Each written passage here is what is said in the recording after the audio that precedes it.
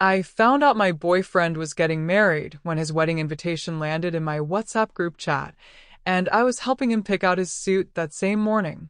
Let me take you back 6 months, because that's when I should have known. That's when all the signs were there, screaming at me, and I just smiled and called it understanding. My name is Lily.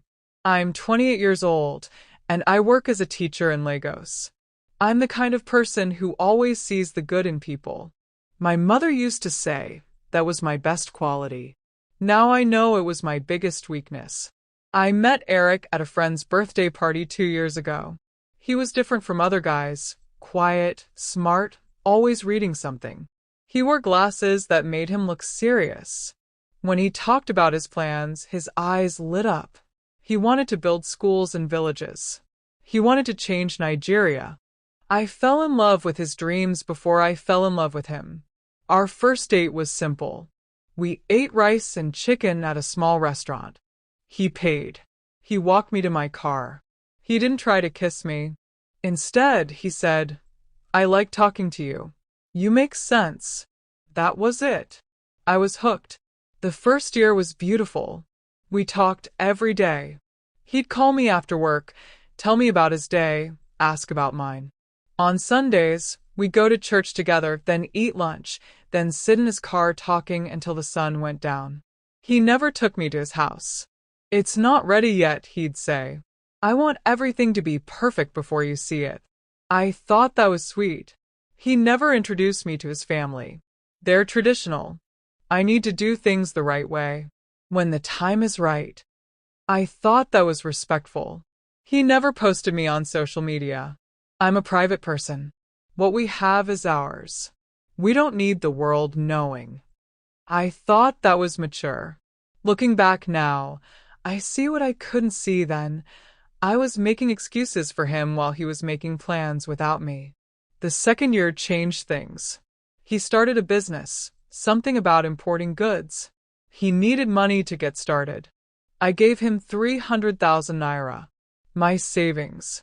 Money I'd been keeping for emergencies.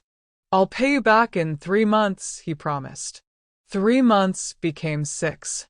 6 became a year. When I asked about it, he'd get quiet. "Lily, you know business is hard." "I'm trying. Why are you pressuring me?" So I stopped asking. Because I didn't want to be the kind of girlfriend who pressured her man.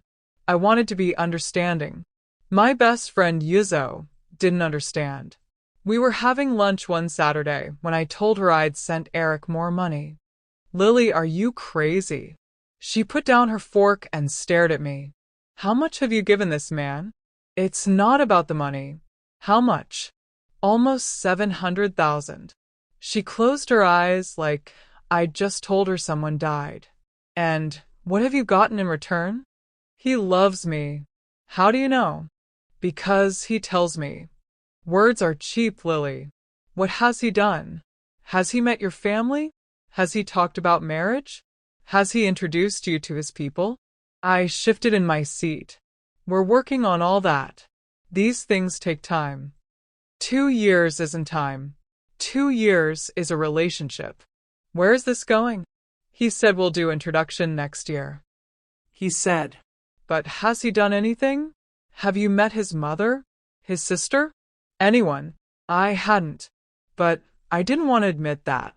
So I said what I'd been telling myself. He's building something. He's focused. I need to be patient. Yuzo reached across the table and grabbed my hand. Lily, listen to me. Patience is good. But patience without progress is just you wasting your time. Ask him the hard questions. Set boundaries. Stop being so understanding that you forget to understand yourself. I pull my hand away. You don't know him like I do. Maybe that's the problem. Maybe you don't know him either. We didn't talk for 3 weeks after that. I was angry. She didn't understand what Eric and I had. She didn't see how he looked at me, how he held me, how he said my name like it was a prayer. But late at night, alone in my room, her words would come back. And I'd push them away. Because asking questions meant I didn't trust him. And what's love without trust? That's what my mother always said. She stayed married to my father for 30 years, even when he came home late, even when he stopped talking to her, even when she cried herself to sleep. Marriage is about understanding, she'd tell me. You don't ask too many questions. You just love and trust. She died 3 years ago, still waiting for my father to change. I didn't want to be like her, but I was becoming exactly like her. Then came the phone call that changed everything. It was a Tuesday night. Eric called me around 10 p.m. His voice sounded strange. Tired. Lily, I need to tell you something. My heart stopped. What's wrong? My mother is sick. Really sick. She needs surgery. I need to go home to the village. Okay. When are you leaving? Tomorrow morning. I'll come with you. Silence. Eric. No. You can't come. It's complicated. My family is traditional. If I bring you now, they'll ask questions I'm not ready to answer. What questions? We've been together 2 years. What's complicated about that? Lily, please. Just trust me. I'll handle this. I'll be back in 2 weeks. Then we'll talk about everything. About us. About the future. I promise. I wanted to push. I wanted to ask more. But I heard the tiredness in his voice, and I thought about his sick mother, and I said, okay, take care of her. Call me when you get there. I will. I love you. I love you too. He hung up. That was the last real conversation we had. He left the next day. The first 3 days, he called every night. Then the calls became every other day. Then once a week. Then not at all. I'd text him. How's your mom? Are you okay? I miss you. He'd reply hours later. She's better. I'm fine. Miss you too. Short. Cold. Like he was talking to a stranger. 2 weeks became a month. I called Yuzo. He's avoiding me. Then stopped chasing him. If a man wants you, he'll find you. If he doesn't, you're wasting energy. But his mother is sick. Sick people have phones, Lily. Sick people have families who can call on their behalf.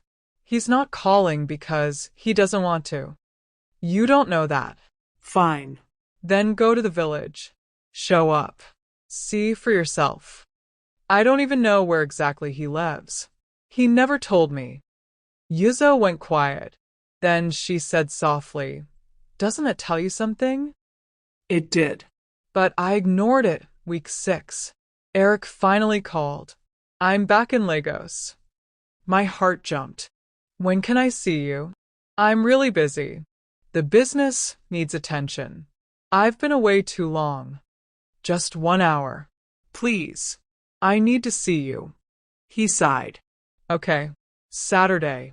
Let's meet at the restaurant where we had our first date. Saturday came. I wore his favorite dress, blue with white flowers.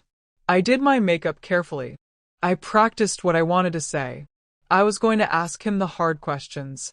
I was going to stop being so understanding that I got to the restaurant early. Ordered water. Waited. He arrived 30 minutes late. He looked different. Thinner. More tired. But something else was different too. Something in his eyes. Hi. He sat down across from me. Hi. I tried to smile. How are you? I'm good. You? I'm okay. I missed you. He nodded but didn't say it back. We ordered food. We ate in silence. The air between us felt heavy. Wrong. Finally, I couldn't take it anymore. Eric, what's going on? What do you mean? You're different. Distant. Did I do something wrong? No. You didn't do anything wrong. Then what is it? He put down his fork.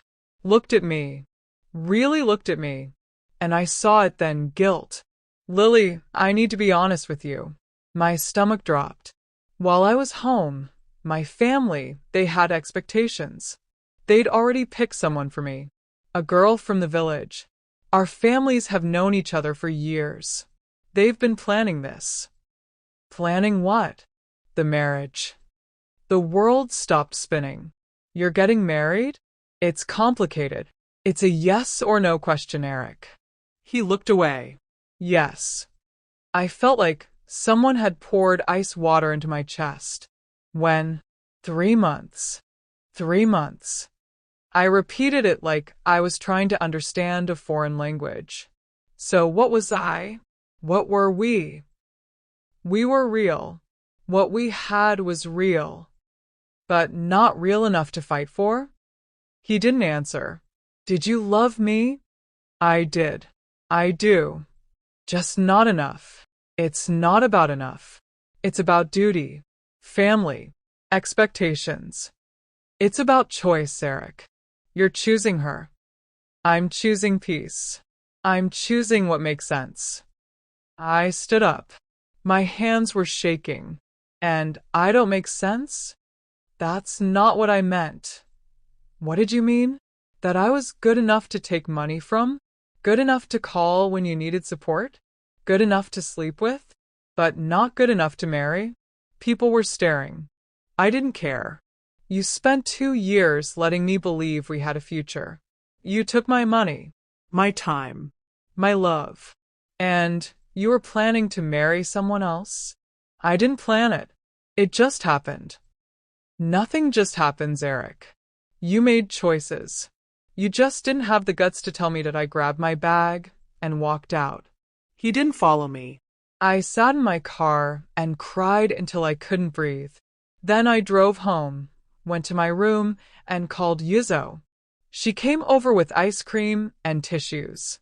She didn't say, "I told you so." She just held me while I fell apart. How did I not see it? I kept asking. How was I so blind? You weren't blind. You were in love. And he took advantage of that.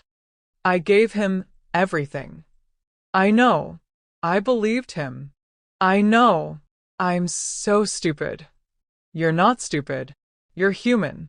You trusted someone who didn't deserve it. I cried for 3 days. Couldn't eat. Couldn't sleep. Couldn't think about anything except how I'd wasted 2 years on someone who was never really mine. Then on day 4, something changed. I woke up angry, not sad. Not heartbroken. Angry. Angry at him for lying. Angry at myself for accepting so little. Angry at every excuse I'd made, every red flag I'd ignored, every time I chose to be understanding instead of protecting myself. I called Yuzo. I need to see him. One more time. Why? Because I need to say what I should have said a long time ago. I showed up at his office, an office I'd helped him pay rent for. He was surprised to see me. Lily, what are you doing here? I came to return something. I handed him an envelope. What's this?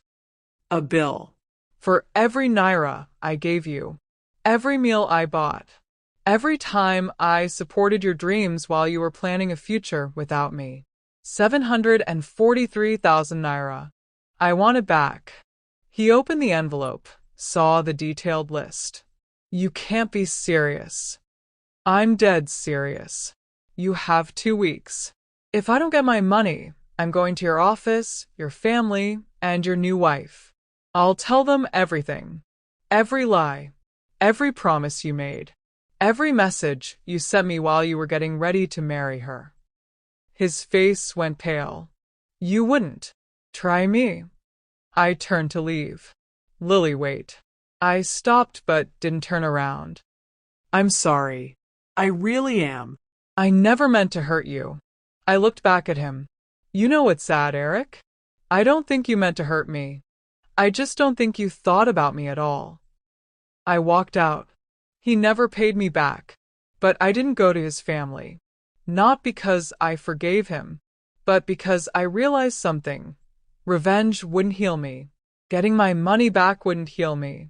The only thing that would heal me was accepting the truth that I wasn't his victim. I was my own victim. I'd ignored every sign because I was afraid to be alone, afraid to ask hard questions, afraid to demand what I deserved. To be continued in part 2. But here's what you need to understand before I tell you the rest. This isn't just my story. It's the story of every woman who's ever called herself understanding when she should have called herself unseen. Every person who's given pieces of themselves away hoping someone would see their value. Every heart that chose patience over self-respect. I end part 2. I'll tell you what happened next. How I found the wedding invitation. What I did when I saw it. And the conversation that changed everything, not with Eric, but with myself. Because this story isn't about him. It never was. It's about the woman I was, the woman I became, and the price we pay when we love people more than we love ourselves. 3 weeks after I confronted Eric, I was sitting in my living room with Yuzo, eating pizza and watching a movie when my phone buzzed. It was a WhatsApp group notification. Someone had added me to a group called Eric and Chioma Forever Ring Red Heart. My heart stopped. What's wrong? Yuzo looked at my face. I couldn't speak. I just handed her the phone. She looked at the screen. Her eyes went wide. Oh no. Lily, don't open it. But I already had. The first thing I saw was a picture. Eric in a black suit, smiling bigger than I'd ever seen him smile. Next to him was a woman, pretty, light-skinned, wearing a red dress. They were holding hands. The caption said, "Join us as we celebrate our union." October 15th, Royal Palace Event Center. October 15th. That was 2 weeks away. Below that were more pictures. Pictures of them at a party. Pictures with family. Pictures of her showing off a ring that looked exactly like the one I'd helped him pick out 6 months ago when he said he was planning for the future. My future. Except it wasn't. I scrolled through the messages in the group. People congratulating them. People saying they'd been waiting for this. Someone wrote, "Finally. You two have been together since secondary school." Secondary school. That meant 10 years. Maybe more. Which meant the entire time he was with me, she existed. She was there. Waiting. Knowing. Maybe even planning this day. I wasn't the girlfriend. I was the side piece who didn't know she was a side piece. Yuzo was talking, but I couldn't hear her. Everything sounded like I was underwater. My hands were shaking. My chest felt tight. Then I saw it. A message from Eric in the group. "Thank you all for your love and support.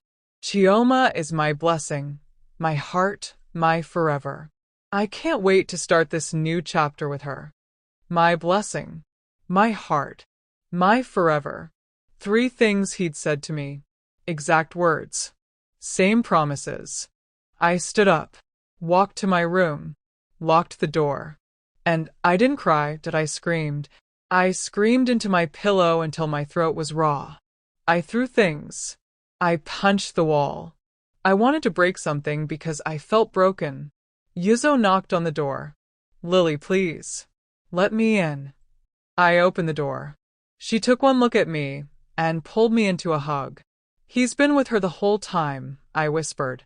"I was never his girlfriend. I was just nothing." "You're not nothing. He's nothing. He's less than nothing." I helped him plan a wedding for another woman. I gave him money to marry someone else. I'm the biggest fool in Lagos. You're not a fool. You're someone who loved honestly. That's not a weakness. It feels like one. She pulled back and looked me in the eyes. "Listen to me. What he did says everything about him and nothing about you.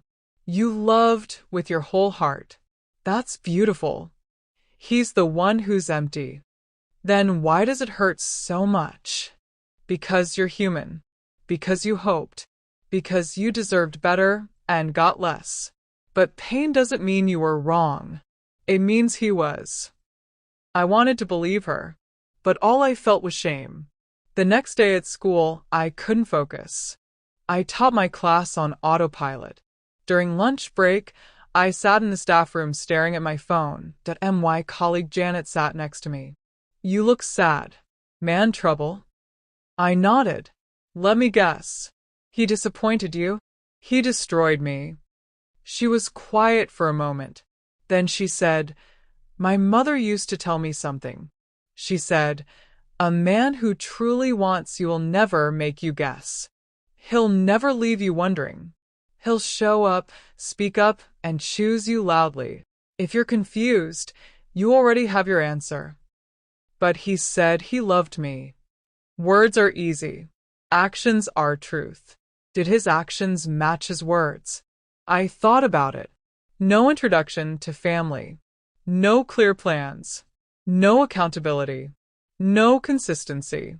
No, I whispered. Then he didn't love you. He loved what you gave him. And that's not the same thing. That night, I made a list. I wrote down every red flag I'd ignored, never introduced me to family, never posted me on social media, never took me to his house, disappeared for weeks without real explanation, took money but never committed, made promises but never followed through, called me understanding whenever I asked questions. I stared at the list. 12 red flags. 12 times I chose to ignore reality because facing it meant losing him. But I'd already lost him. I just didn't know I never really had him. My phone rang. Unknown number. I almost didn't answer. But something made me pick up. Hello. Lily. A woman's voice. Yes, this is Chioma. My blood went cold. How did you get my number? From Eric's phone. I saw your messages. All of them. I didn't know what to say. I want to meet you, she said. Tomorrow, 2 p.m. The cafe on Admiralty Way. Please come. I need to understand. Understand what? How he could do this to both of us. Both of us. Those words changed everything. The next day, I went to the cafe. She was already there, sitting by the window, wearing a simple dress. Up close, she looked tired. Sad. Not like the smiling woman in the pictures that I sat down across from her. Neither of us spoke for a long moment. Finally, she said, How long? 2 years. She closed her eyes. 2 years. While we were planning our wedding, while I was choosing my dress, while I was meeting his family. I didn't know about you, I said quickly. I swear. He never mentioned you. He told me his family was traditional, that he needed time. He told me the same thing, that he needed time to build something first, that we'd marry when he was ready. She laughed bitterly. I've been waiting 8 years. 8 years.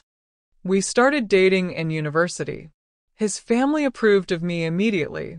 My family loved him. Everyone said we were perfect, but he kept delaying. He'd say, Not yet. Soon. I promise. I believed him. I waited. I turned down other men. I built my life around his timeline. I felt sick. Did you know he was seeing other people? I suspected. But every time I asked, he'd make me feel crazy. He'd say I was insecure, that I didn't trust him, that if I loved him, I'd stop questioning him. She looked at me. Did he do that to you too? I nodded. He's good at that. Making us feel like we're the problem, like we're asking too much, like love means accepting whatever crumbs he throws us. Why are you still marrying him? She was quiet for a long time. Then she said, Because I'm 32 years old. Because my family has already printed invitations. Because I've invested 8 years. Because I don't know how to start over. Because I'm tired of being alone. But you'll still be alone, I said softly.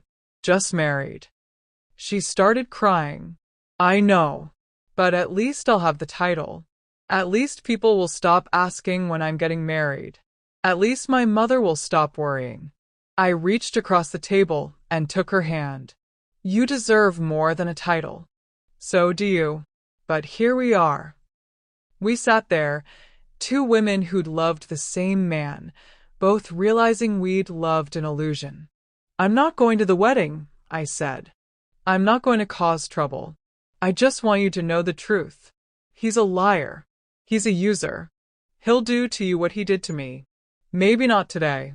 Maybe not tomorrow. But eventually. I know, she whispered. But I'm choosing to hope.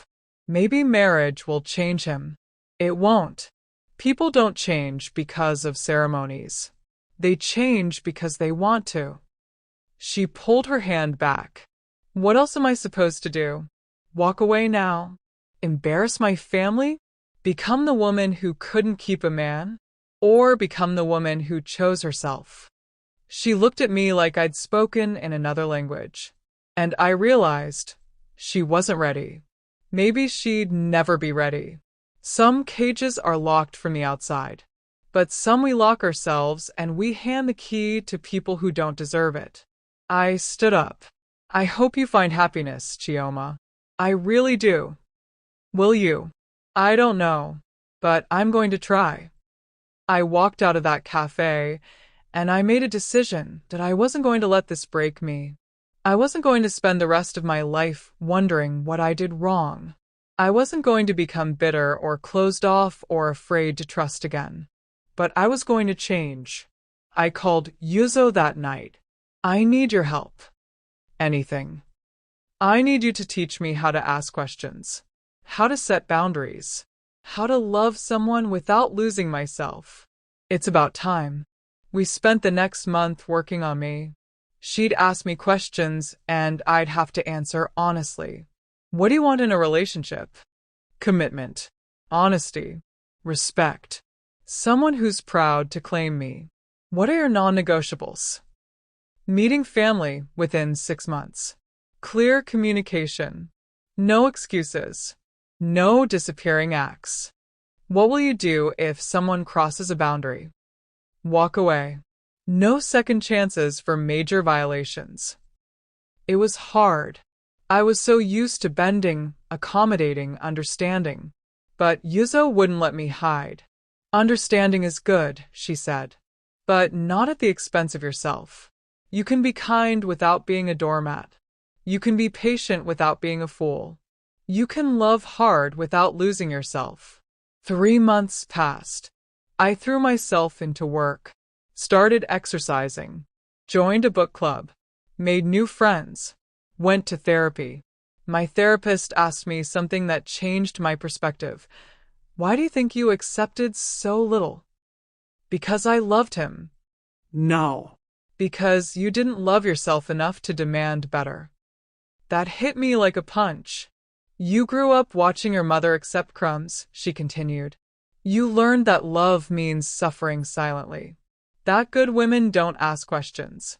That understanding means enduring. But that's not love. That's survival. So, what is love? Love is mutual. Love is honest. Love is someone meeting you halfway, not you chasing them for miles. Love should add to your life, not drain it. I cried in that session because she was right. I'd been so busy trying to be the perfect girlfriend that I forgot to ask if he was being a good boyfriend. 6 months after the wedding, I saw Eric at a mall. He was alone looking at phones. He saw me, froze. I could have walked away, but I didn't. I walked up to him. Lily. He looked nervous. Eric. How are you? I'm good. Actually good. You? He hesitated. I'm managing. Married life not what you expected. He looked away. It's complicated. I almost laughed. It always is with you. I made a mistake, he said quietly. I should have chosen you. A year ago, those words would have healed me. Now they just made me sad. No, Eric. You made the right choice. Because I would never want to be with someone who saw me as an option. Someone who had to lose me to realize my value. Someone who could only appreciate me in hindsight. I really did love you. Maybe. But you loved your comfort more. You loved your family's approval more. You loved taking the easy path more. And that's fine. But don't stand here and tell me you made a mistake. You made a choice. Own it. Do you hate me? I thought about it. No. I don't hate you. I don't feel anything for you. And that's how I know I'm healed. I walked away.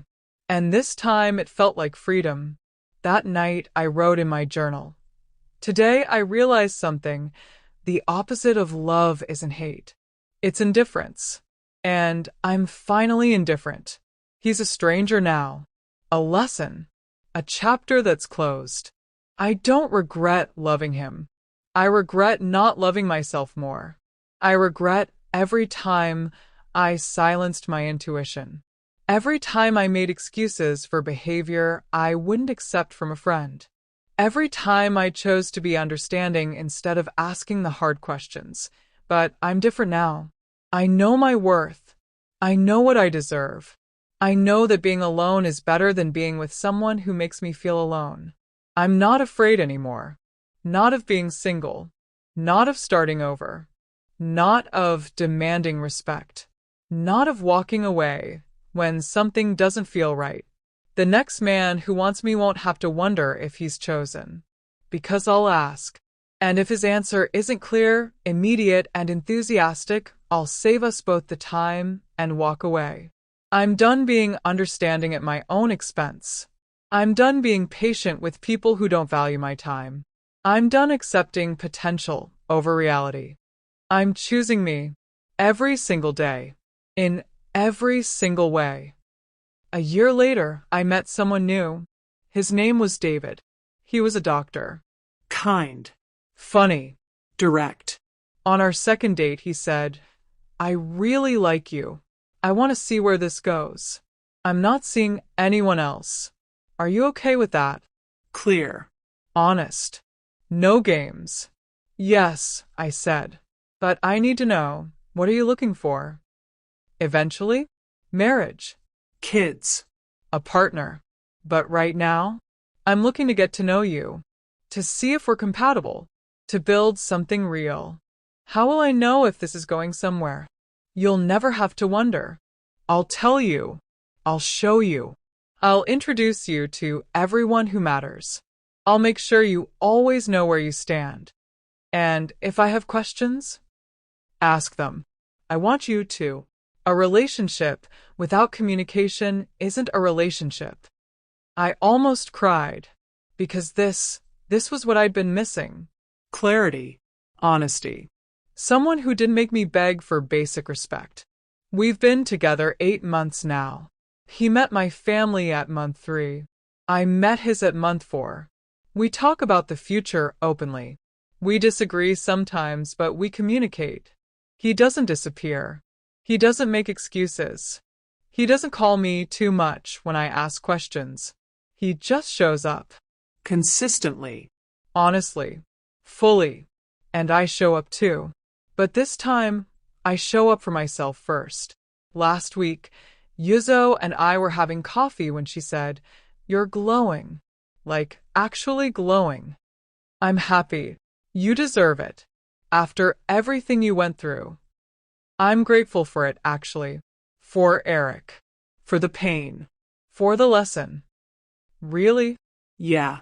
Because if he hadn't broken my heart, I wouldn't have fixed myself. I would have kept accepting less. Kept shrinking. Kept calling it love when it was just loneliness with company. What would you tell the old Lily? The one who was giving everything to someone who gave nothing back. I thought about it. I'd tell her, stop calling it understanding when it's really fear. Fear of being alone. Fear of not being chosen. Fear of asking for what you deserve. I'd tell her, a man who wants you will never make it complicated. He'll never leave you guessing. He'll never need convincing. You'll know. Not because he says it, because he shows it. I'd tell her, your patience is a gift. Give it to someone worthy, not someone using it as permission to treat you like an option. I'd tell her, Being single is better than being someone's secret. Being alone is better than being with someone who makes you feel invisible, I tell her. You are not too much. You're just too much for the wrong person. The right person will never make you feel like you need to shrink. I'd tell her, ask the hard questions early. If he gets defensive, that's your answer. If he calls you insecure, that's your answer.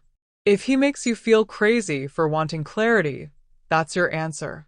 I'd tell her, love shouldn't feel like begging. It shouldn't feel like convincing. It shouldn't feel like you're always one question away from losing everything. And most importantly, I'd tell her, the most important relationship you'll ever have is the one with yourself. Protect it. Honor it. Never betray it for anyone. Yuzo wiped her eyes. When did you get so wise? When I stopped trying to be understanding and started understanding myself. We sat there in comfortable silence, and I thought about how far I'd come. From the woman who made excuses to the woman who sets boundaries. From the woman who begged for love to the woman who knows her worth. Eric taught me what I don't want. David is showing me what I deserve. But the most important lesson came from myself. I am enough. Exactly as I am. I don't need to shrink or silence myself or accept crumbs.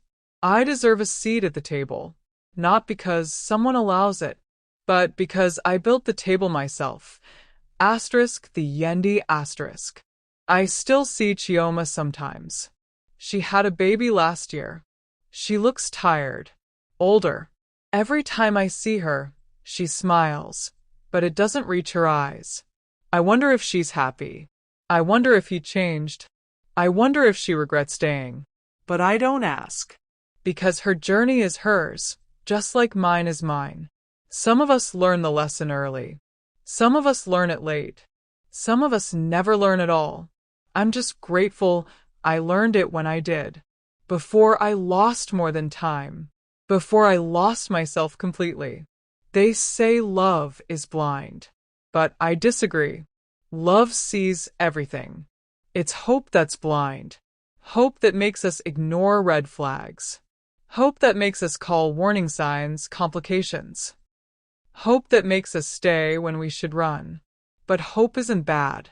It's just dangerous when it's not paired with self-respect. So here's my final truth. Love yourself enough to walk away from anyone who makes you question your worth. Love yourself enough to ask hard questions. Love yourself enough to accept nothing less than consistent, honest, committed love, because you're not asking for too much. You're just asking someone who has too little to give. And that's not your problem to fix. Your job is to love yourself so completely, so fiercely, so unapologetically that anyone who doesn't match that energy naturally falls away. Not because you push them, but because they couldn't reach you. I'm Lily, and I'm no longer understanding. I'm understood by the person who matters most, myself.